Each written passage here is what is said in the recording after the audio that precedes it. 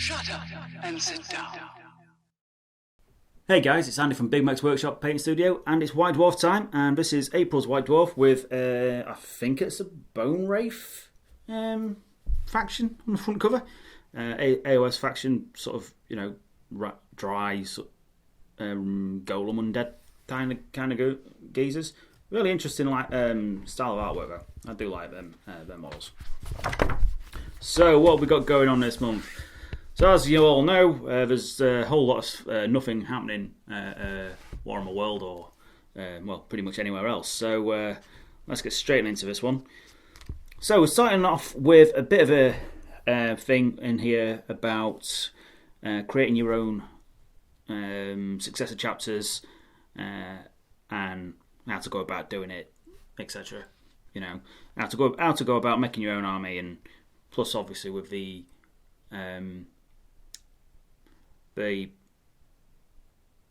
image what's available on online, you can now sort of work into designing your own armies without putting yourself at risk of painting random stuff.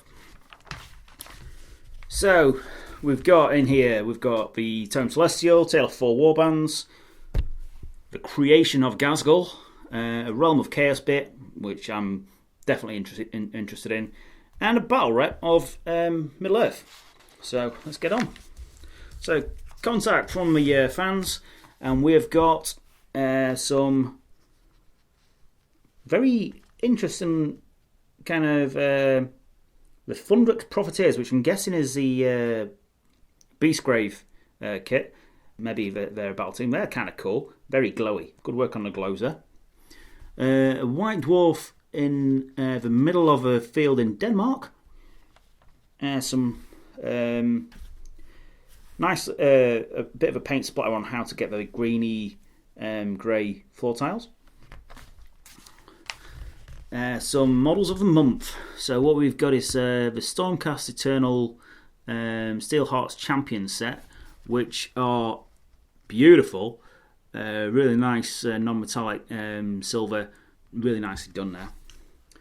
Squad of Demigryph Knights, which are a very cool unit, which I have the pleasure to paint back in the day when I played Empire for a short period of time. An Idenough Deepkin Arcalian King. Again, the paintwork on that is absolutely beautiful. It looks like they've used. I'm not sure if what the branches are from, whether it's from a GW kit or from a fish tank, but nice basing work. And this Blood Ravens geezer is absolutely ace. Really, really characterful, and that lump of steel, what he's got for a weapon, is just awesome. So, Lars Sammet in the spotlight with his. He's got a bit of Drukhari, a bit of everything really. Some very cool sort of Eldar Corsairs, which is nice. He's done a nice hybridization of Craftworld and Dark Eldar kits, making a really interesting unit. This unit of demons and a Slaneshi Chaos Marine of some kind. I really like this conversion here at the bottom. Looks like a rogue trader, which is a really nice conversion. So hats off to you on that one. You've done a nice bit of work on there. So the Worlds of Warhammer, this is Phil Kelly, and he's going to be talking about the background of some of the bits and pieces he's been doing for 40k and AOS over the years. I'm not going to go into exactly what he's done, because let's face it, that's for you guys to figure out. So just number 32, Black Templars have visions of glory. They believe they are sent from the Emperor himself, thereby choose the office of he who is to wield the fabled black sword and become the Emperor's champion. A rank that is no mere title but a holy calling. So, there's little bits and pieces about all about various different factions in there. Age of Sigmar now, and obviously it's these guys, which are this is the campaigns in Shish, battles in the A Point, and the Tithe of Bones. So Tome Celestial, Vokmortian's Tithe Legion, which is by the looks of things one of the players' armies, one of the staff armies, and you've got some really cool models. This thing at the back here, I have no idea what it is, but it's ace. And obviously we're just talking about the creation of that particular army.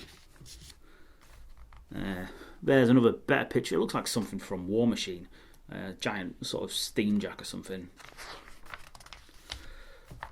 A bit more stuff about the various different various different armies what are knocking around in that particular realm, and of course some war scrolls for your legions. The Ossiarch Bone Reapers, that's the guys on the front. So the Ossiarch Bone Reapers are I've got some love in this White Dwarf, giving you a few more battle scrolls and battalions. As always, following the section on the army and the rules, we've given you a bit of a paint splatter on how they painted their particular guys. Fairly straightforward by the looks of things. Very different to traditional skeletons of these guys. Are really quite chunky. Interesting to see that. And obviously we've done a contrast variant as well, and how to get the same effect, similar effects, but using contrast paints. Looks like it's based on a Wraithbone, yeah. Jervis Johnson, in his rules of engagements, he's talking about various different things, what he's been up to over the last few months. In such things as is retained to the death zone rule, which as AOS players will probably understand that a hell of a lot more than me, as I don't play it at all. So now we're talking about the campaign play and all the different various different rules on the campaign and locations within the realm of Shish, and of course campaign rules for how to run a campaign in an area called the Booming Scar. A couple of battle plans for you guys, so you can recreate some of these battles, different narratives to your games. It's always nice to try a different mission. Quite a few of them. Okay, Tale of Four Warbands, and we are dealing with, it looks like, Warcry. These geezers are very cool. The House of Talons. Yeah, I really like these models. I have since the outset, and I still think they'd make some really cool cultists for 40k. Pity Thousand Sons don't get access to cultists from my recollection, although I could well be wrong. But because they would make great cultists for Thousand Sons. So we've got the weird Saneshi dudes who are into amputations and that. Any of the guys who go down the hardcore chaos route, especially for Night Lords, these would look great for cultists for Night Lords. If you're a hardcore, if you go down the hard chaos. Myself, I play a little bit chaos light, so for me, I'm going for more of my cultists are going to look more like auxiliary troops rather than weird degenerates. But again, great models. As with all the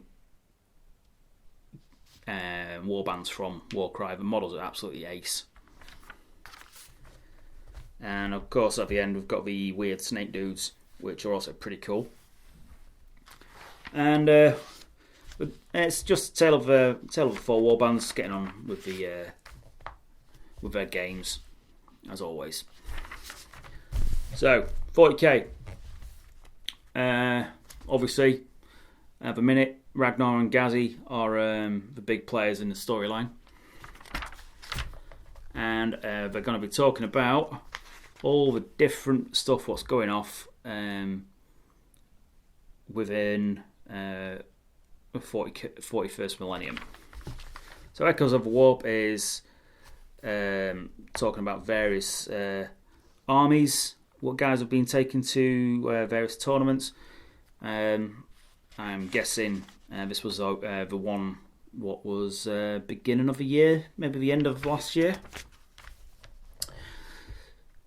Skyward is the short story this month, and it looks like it could be that is the Inquisitorial Seal of Psychers, isn't it?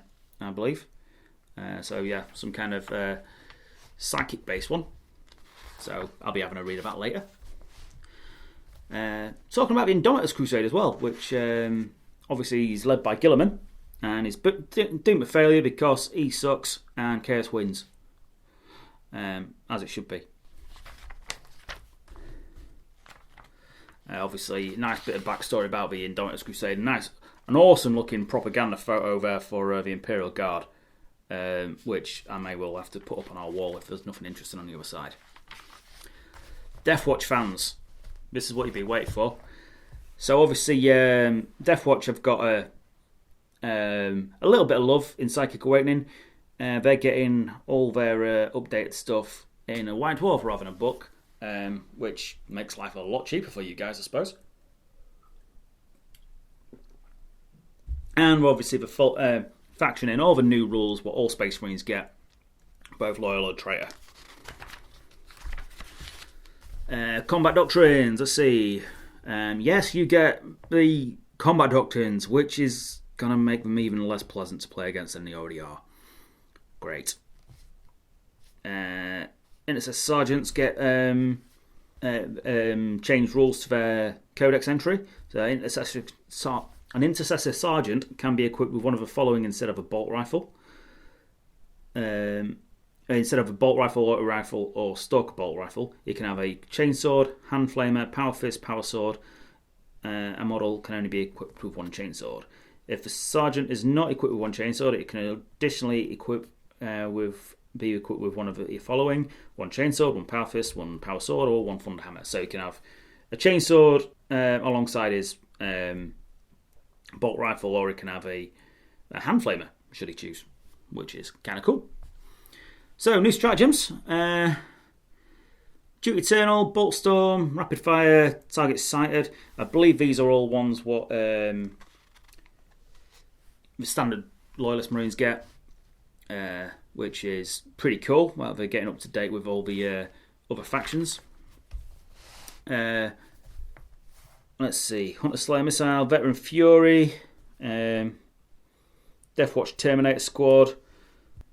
Use stratagem in any phase. Select one Deathwatch Terminator unit from the until the end of that phase. Resolve an attack made by a model in that unit. Add one to the hit roll. Nice.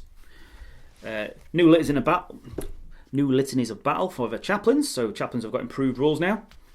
So your Deathwatch chaplains are now up to line with Grey Knights and regular loyalists.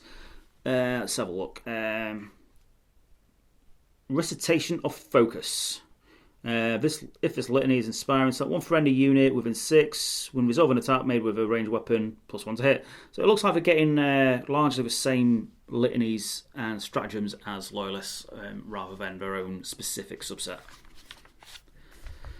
Okay, and now we're talking about Ghazghkull. You can't talk about Deathwatch without talking about Xenos. And the new big guy. Well, let's face it, he's massive. But what is really cool is they've also put him alongside some of the old models as well, which the veteran players will recognise more of than the newer guys. I started at the end of. I started playing 40k back at the end of the Pacina campaign, which is when he was this guy, when he was a little basically an orc or an orc knob. and my friend played an Orc army and had this one. So I remember coming up against Gazgul very fondly back in the day. So yeah, the new Gazgul model, which some of you will already have, and we all already know, is absolutely awesome. It's a much bigger improvement on the old one. Obviously, designer's notes talking about how we got around to making him, because he is suitably impressive, as we all really hoped. Anyone who's followed the storyline of Gazgul will admit that he did need redoing. Obviously, we've got the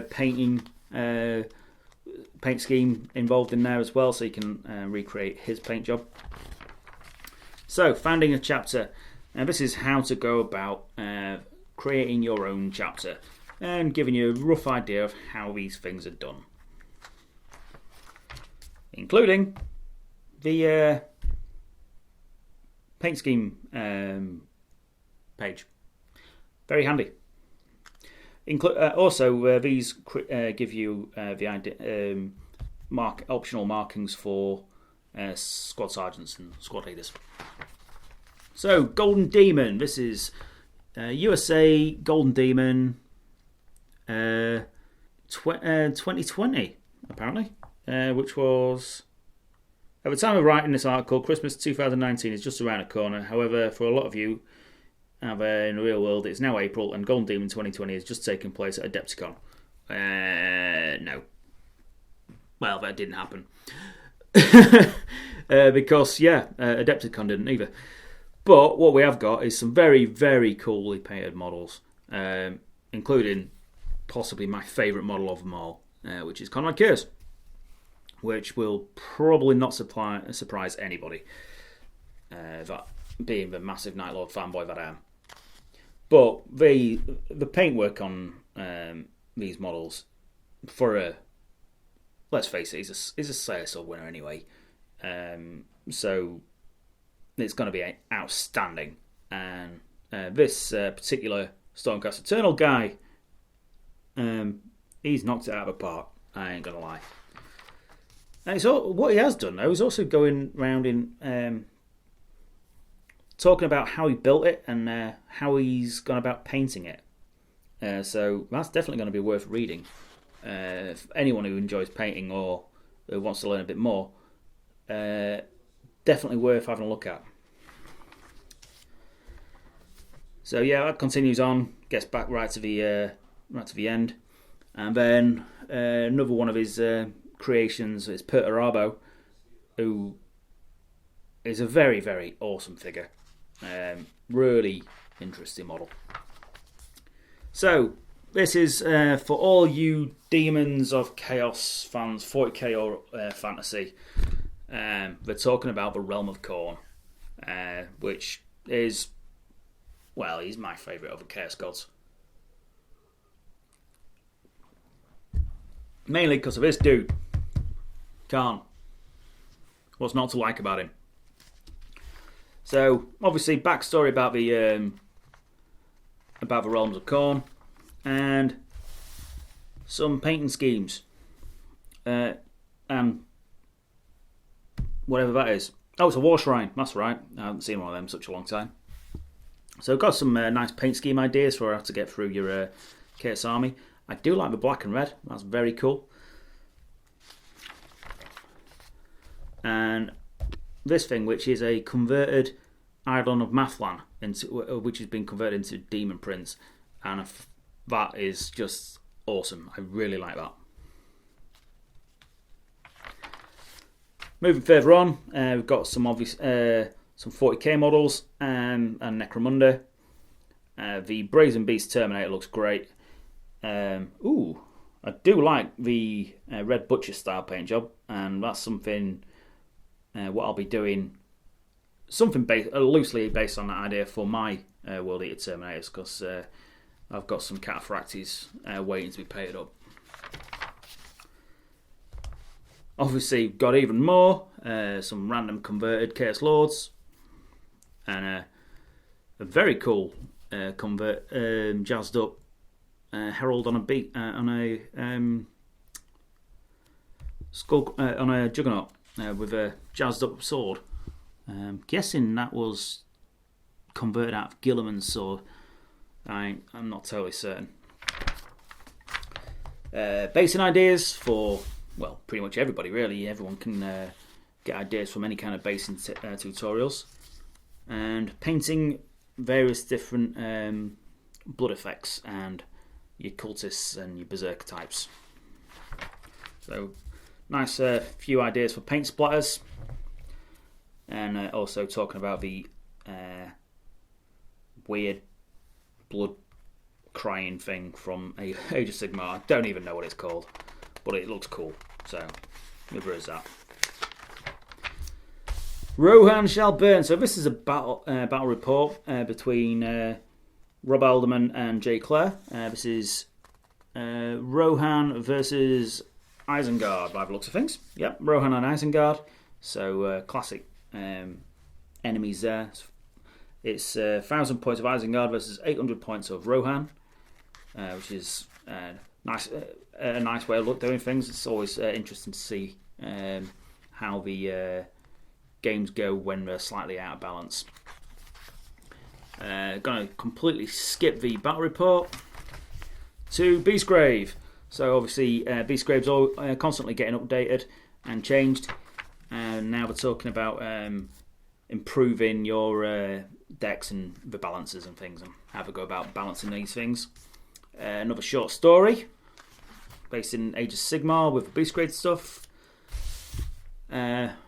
New rules for Blackstone Fortress, the Deathwatch Watchmaster, which from what I've heard is going to be hilariously overpowered, but who cares? It's cool. You get to use a Deathwatch dude in Blackstone Fortress. Wasn't a lot to like about that.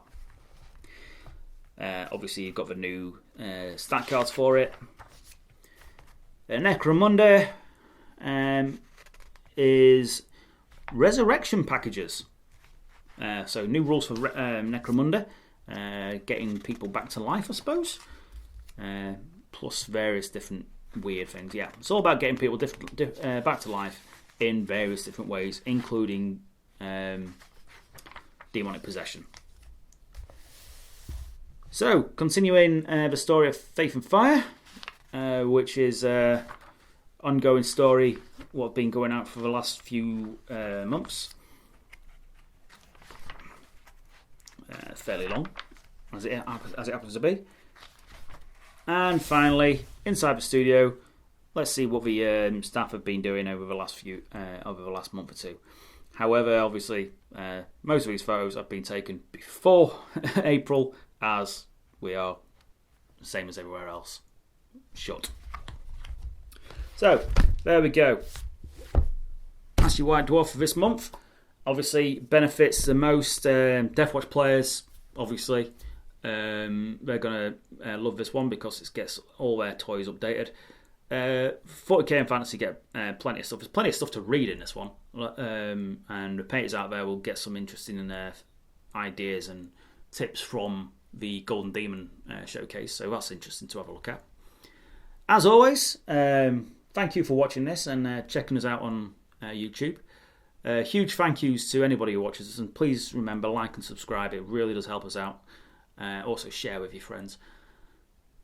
Got to give our massive thank yous to our patrons, which are the Oit Boys, Matt, Ludwig Hoffbauer, D-Wack, Mark, Dave and Tom. Huge thank yous to you guys. Without you guys, we couldn't do this at all.